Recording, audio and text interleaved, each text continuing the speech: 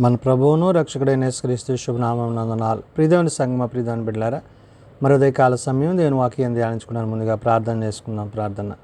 కృపగల తండ్రి, దయగల యేసయ్య, నీ బంగారు పాదాలకు లెక్కలేని వందనాలు, స్తుతులు, స్తోత్రములు. గతించిన రాత్రి అంతా నీ రెక్కల చాటును కాచి కాపాడి సంరక్షించిందేవా. మరో కాల సమయం సంధానంలో వచ్చి ప్రార్థించుండగా వాక్యమైన దేవుడు వాక్యం ద్వారా నాతో మాతో మాట్లాడి మీరే మహిమ ఘనత ప్రభావాలు పొందమని యేసునామమున అడుగుచున్నాం తండ్రి, ఆమేన్. ప్రియదేవుని సంగమ ప్రియదేవుని బిడ్డల నిర్దములకు ఏర్పాటు చేయడం దేవుని వాక్య భాగము ఈస్టరు తర్వాతి 5వ ఆదివారంకి ఏర్పాటు చేయబడిన పాత నిబంధన పాఠ్య భాగము ప్రవక్త అయిన యెషయా గ్రంథము 55వ అధ్యాయము 6 నుండి 11 వచనాలు ధ్యానం చేసుకుందాము. ఈస్టరు తర్వాతి 5వ ఆదివారంకి ఏర్పాటు చేయబడిన పాత నిబంధన పాఠ్య భాగము ప్రవక్త అయిన యెషయా గ్రంథము 55వ అధ్యాయము 6 నుండి 11 వచనంలో ఈ విధంగా రాయబడినవి. యెహోవా మీకు దొరుకు కాలమునందు ఆయనకు వెదకుడి, ఆయన సమీపములో ఉండగా ఆయనను వేడుకొనిడి. దేవుడైన యెహోవా ప్రవక్త అయిన యెషయా ద్వారా చెప్తున్న మాట, దేవుడు సమీపముగా ఉన్నాడు, ఆయనను వేడుకొనమంటున్నాడు. ఎవరైతే ఆయనను వెదకవారై ఉంటారో వారు రక్షింపబడతారు. అంటే రక్షణ లేని వారికి రక్షణ సంకల్పాన్ని ఇవ్వడానికి దేవుడు సమీపముగా ఉన్నాడు. అనగా ఆయన అందరికీ సహాయకుడిగా, అందరితో అన్నీ అనుగ్రహించువాడు. అనగా ప్రవక్త అయిన యెషయాకు దేవుడు చెప్తున్న మాట, యెహోవా మీకు దొరకు కాలమున ఆయనను వేడుకొనని అన్నాడు. ఇప్పుడు దేవుడు మనకు సమీపముగా ఉన్నాడు. ఇప్పుడు ఆయన మనకి సమస్తాన్ని సమకూరుస్తున్నాడు. కాబట్టి మనము ఆయనను వెదికేవారిగా ఉండాలి. ఎప్పుడైతే మనం వెదికేవారిగా ఉంటామో ఆయన మనకు సమీపముగా ఉంటాడు అనే మాటను గుర్తు చేస్తూ, ఆయన సమీపములో ఉండగా ఆయనను వేడుకొనుడి అంటున్నాడు. అంటే కాలములు, సమయములు సమస్తము ఆయన ఆధీనంలో ఉన్నవి. కాబట్టి దేవుడు ఆయా కాలములలో, ఆయా సందర్భాలలో ఆనాడు ప్రవక్త అయిన యెషయా ద్వారా దేవుడు మాట్లాడి ఆనాడు చెప్పిన మాట ఏంటంటే, నేను సమీపముగా ఉన్నాను, కాబట్టి మీరు నన్ను వేడుకుంటే నేను మీకు సహకారిగా ఉంటాను, సమస్తాన్ని సమకూరుస్తాను. అంత మాత్రమే కాదు అని అంటున్నాడు, భక్తిహీనులు తమ మార్గమును విడవలెను, దుష్టులు తమ తలంపులను మానవలెను. వారు యెహోవా వైపు తిరిగిన ఎడల ఆయన వారి యందు జాలిపడును. వారు మన దేవుని వైపు తిరిగిన ఎడల ఆయన బహుగా క్షమించును అంటున్నాడు. ఎవరైతే ఆయనకు దూరస్తులుగా ఉంటున్నారో, ఎవరైతే ఆయనను సేవించక, ప్రేమించక తమ హృదయాలు కఠినపరుచుకుంటున్న వారు ఉన్నారో వారికి ఆయన ఈ యొక్క సమస్త ప్రజలకు, భూమి మీద ఉన్న మానవాళ్ళందరినీ ఆయన ప్రేమతో పిలుస్తూ చెప్తున్న మాట ఏమని, భక్తిహీనులు తమ మార్గమును విడవలేను అంటున్నాడు. అంటే భక్తిహీనత అనేది దేవునిని ద్వేషించేదిగా, యెహోవా యొక్క సన్నిధిలో నిలిచి ఉండేది కాక పాపమునకు, లోకమునకు, చీకటికి సంబంధించినదై ఉన్నదనే విషయాన్ని గుర్తు చేశాడు. దుష్టులు తమ తలంపులు మానవలను అంటున్నాడు. వాళ్ళ తలంపులు దుష్ట తలంపులు, దుష్టుని యొక్క తలంపులు చెడికే, మరణానికి, నాశనానికి నడిపించే ఉంటవి. కాబట్టి అటువంటి తలంపులు కాక వారు యెహోవా వైపు తిరిగిన ఎడల ఆయన వారి యందు జాలిపడును అంటున్నాడు. ఎప్పుడైతే వారు దుష్ట తలంపులు మాని నీతి న్యాయములు జరిగించు దేవుని యొద్దకు వారు చేరతారో, వారు సేవిస్తారో, అప్పుడు వారి ఆలోచనలు, తలంపులు మార్చబడతవి. వారికి సమాధానము, నెమ్మది దేవుడు ఇచ్చేవాడైనారు.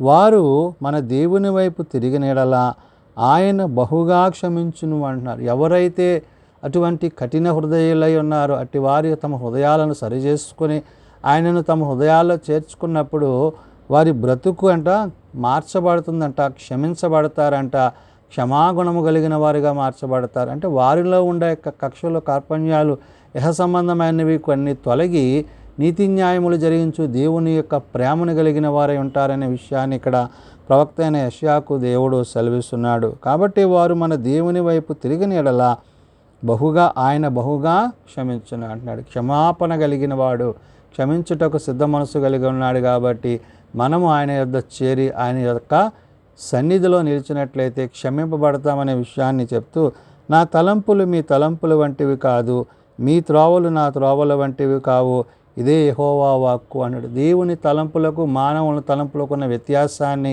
దేవుడు అక్కడ గుర్తు చేస్తున్నాడు. అంటే ఆయన తలంపులు పరలోక సంబంధమైనవి, ఉన్నతమైనవి, నిత్యత్వానికి మనల్ని నడిపించేవి, నిత్యత్వములో మనము ఆయనతో నివసించేవిగా ఆ తలంపులు ఉంటవి. అటువంటి తలంపులు కలిగి ఉండాలి తప్ప భూ సంబంధమైన వాటి యందు మనస్సు పెట్టక, శరీర సంబంధమైన వాటి యందు మనస్సు పెట్టక ఆత్మ యందు నిలిచేవారై ఉండాలి.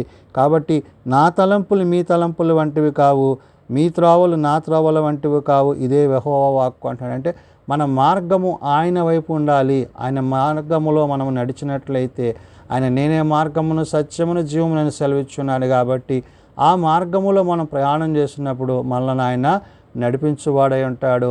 మనము ఆయన మార్గముల యందు నడిచేవారమై ఉంటాము. కాబట్టి ఇక్కడ ఇదే యెహోవా వాక్కు అంటూ ఆయన అంటున్నాడు, ఆకాశమును భూమికి పైగా ఎంత ఎత్తుగా ఉన్నదో మీ మార్గముల కంటే నా మార్గము, మీ తలంపుల కంటే నా తలంపులు అంత ఎత్తుగా ఉన్నవి అన్నాడు. పైనుండి వాటి యందు మనస్కరిస్తూ, పైనున్న వాటి యందు ఆలోచన కలిగి దేవుని యొక్క చిత్తాన్ని జరిగించినప్పుడు ఆయన తలంపులలే మన యందు నిలిచి ఉంటవి. అంటే మనము పైవారమై ఉండాలి, భూ సంబంధులం కాక పరలోక సంబంధులుగా, తండ్రి బిడ్డలుగా, కుమారుని చేత రక్షింపబడ్డవారుగా, ఆ రక్షణా వస్త్రాలు ధరించుకున్న వారమై మనం ఉన్నప్పుడు దేవుడు తన చిత్తాన్ని మన పట్ల జరిగించువాడై ఉంటాడనే విషయాన్ని గుర్తు చేస్తున్నాడు. అందుకనే ఆకాశములు భూమికి పైగా ఎంత ఎత్తుగా ఉన్నవో మీ మార్గముల కంటే నా మార్గములు అంటున్నాడు. ఆకాశముకు భూమికి ఉన్న ఆ దూరం ఎలాగైతే ఉన్నదో అలాగా మన తలంపులకి ఆయన తలంపులకి అంతా వ్యత్యాసం ఉన్నదనే విషయాన్ని అక్కడ దేవుడైన యెహోవా ప్రవక్త అయిన యెషయాకు గుర్తు చేయొచ్చు. మీ మార్గముల కంటే నా మార్గములు, మీ తలంపుల కంటే నా తలంపుల్లో అంతా ఎత్తుగా ఉన్నవి అంటున్నాడు. అంటే పైనుండి వాడు ఆయన, కింద నుండి మనము, ఆయన పాదాల చెంత ఉన్న మనము, ఆయన సింహాసనం యొద్దకు చేరగలిగిన స్థితి ఆయన తన కుమారుని ద్వారా మనకి రక్షణ ఇచ్చి ఉన్నారు. కాబట్టి క్రీస్తు యేసునందున్న వాడికి ఏ శిక్షా విధియు లేదు కాబట్టి మనం ప్రభువునందు ప్రత్యేకింపబడి ఆయన యొక్క కుమారుని యందు విశ్వాసం ఉంచినట్లయితే తండ్రి యొద్దకు చేర్చబడి వారమై ఉంటాము. కాబట్టి ఇక్కడ ఆయన అంటున్నాడు, వర్షమును హిమమును ఆకాశము నుండి వచ్చి అక్కడికి ఎలాగ మరలక భూమిని తడిపి విత్తువానికి విత్తనమును, భుజించువానికి ఆహారము కలుగుటకై అది చిగిర్చి వర్ధిల్లునట్లు చేయనో అలాగే నా నోట నుండి వచనమును ఉండును అంటున్నాడు. ఆయన వర్షమును హిమమును అంటే తిరిగి ఎలాగైతే పైకి వెళ్ళవో, అవి ఎలాగైతే భూమిని తడిపి సమస్తాన్ని మనకి ఇస్తున్నవో ఆ విధంగా ఆయన కృప మన మీద ప్రతిదినము, అంటే ఆయన సేవించుట ద్వారా ఆయన కృప మనయందు నిరంతరము నిలిచేదిగా ఉంటుంది. అది ఆశీర్వాదాలకు, దీవెనలకు కారణమవుతుంది.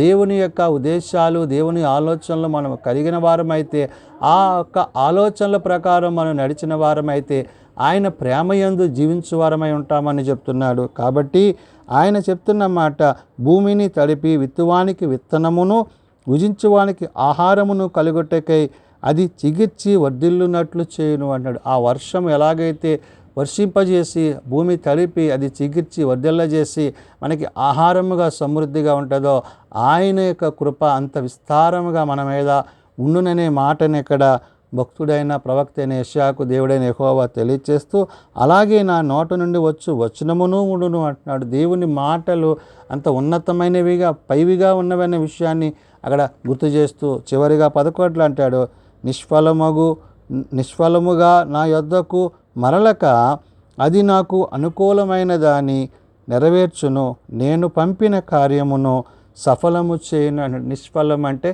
ఫలములు లేనిదిగా కాక ఫలించేవారిగా, ఆయనతో నిరంతరము జీవించేవారిగా, ఆయన జీవనములో జీవించేవారిగా, ఆయన కృపయందు పెంపారేవారిగా మనం ఉన్నప్పుడు ఆయన మన ఎడలు చూపించే ఆ ఉన్నతమైన స్థితి, ఆయనతో యుగయుగాలు జీవించే ఆ యొక్క పరలోక సౌందర్యాన్ని బట్టి, అంటే ఇహము నుండి మనము పరమునకు చేర్చబడువారమై ఉన్నాము, మరణము తర్వాత క్రీస్తుతో పాటు జీవించేవారమై ఉన్నాము. కాబట్టి మనకు దేవునితో సహవాసాన్ని కలిగి జీవించే ధన్యత ఉన్నదనే విషయాన్ని ప్రవక్త అయిన యెషయా ద్వారా దేవుడు ఇక్కడ తెలియజేస్తున్నాడు. కాబట్టి ఆ ఉన్నతమైన ఆ ఉన్నతమైన స్థానముల యందు మనము ఆయనతో నివసించాలని ఆయన కోరుకుంటున్నాడు. కాబట్టి ఆయన మనలను కోరుకున్నట్లుగా మనము ఆయనతో ఉండుటకు తగిన సిద్ధపాటు కలిగిన వారమై ఉండాలి. కాబట్టి యెహోవా మీకు దొరకు కాలమున ఆయనను వెదకుడి అనే మాటను ఆయన మాట్లాడుతున్నాడు. ఇప్పుడు దేవుడు మనకి సమీపముగా ఉన్నాడు. తన కుమారుని ద్వారా రక్షణ మనకు అనుగ్రహించాడు. మన పాపాన్ని తొలగించాడు. మన పాప భారం అంతా ఆయన కుమారుని మీద, ఆ శిలువ మీద ఆయన మోసుకుని మనకు రక్తం చిందించి నేడు విమోచింపజేసి నేడు నిన్ను నన్ను ఆ యొక్క కృపాకాలంలో ఆయన ఉంచి ఉన్నాడు. ప్రభు తిరిగి రాబోతున్నాడు కాబట్టి ప్రభు వచ్చే సమయానికి మనము సిద్ధపాటు కలిగి ఆ సిద్ధపాటులో ఆయనతో పాటు ఆయన రాజ్యములో ఆ మహిమ కలిగిన ఉన్నతమైన స్థలములో ఉండడానికి కావలసిన సిద్ధపాటు మనమందరము కలిగి ఉండాలని, భక్తి కలిగి, భయము కలిగి, దేవుని యందు విశ్వాసము కలిగి ఆయనతో ఆయన రాజ్యములో జీవించమరమై ఉండాలని ఉదయకాల సమయమైన ప్రవక్త అయిన యెషయా ద్వారా దేవుడు తెలియజేస్తున్న మాటలు. ప్రార్థన చేసుకుందాం.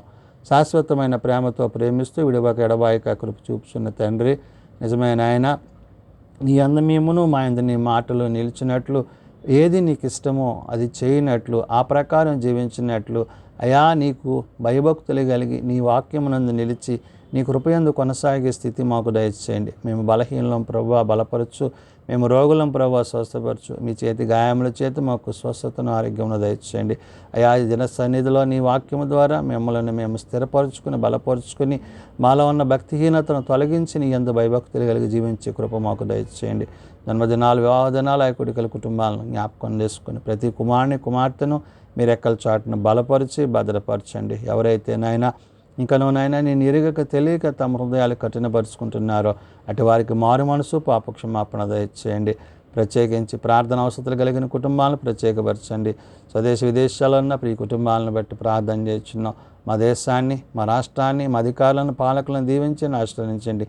నీతి న్యాయములు జరిగించి నీ దివ్యమైన చిత్త ప్రకారం ఏలునట్లు నీవే మంచి పరిపాలకులను, నాయకులను మాకు అనుగ్రహించమని, వాతావరణ మార్పుల వల్ల కలుగుతున్న పరిస్థితులన్నీ సరిచేసి నీ రెక్కల చాటును బలపరిచి భద్రపరచమని, దిన పరిచయలు నీ సేవలో ముందుకు మమ్మల్ని నడిపించి మహిమా ఘనత ప్రభావాలు మీరే పొందుకొనమని యేసునామం నడుచున్నాం తండ్రి. ఆమెన్. పరలోకమందున్న మా తండ్రి, నీ నామం పరిశుద్ధపరచబడుగాక, నీ రాజ్యం వచ్చుగాక, నీ చిత్తం పరలోకమందు నెరవేర్చినట్లు భూమి మీద నెరవేరుగాక. మా అనుదిన ఆహారము మాకు దయచేయము. మరలా ప్రార్థన చేసిన వారిని మేము క్షమించి ఉన్న ప్రకారం మా ప్రార్థనలను క్షమించము. శోధనలతో ఏకాదశులను తప్పించము. రాజ్యము, శక్తి, మహిమ నిరంతరము నీవే అన్నావు తండ్రి.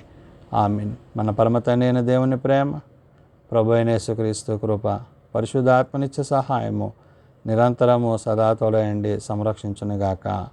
ఆమేన్.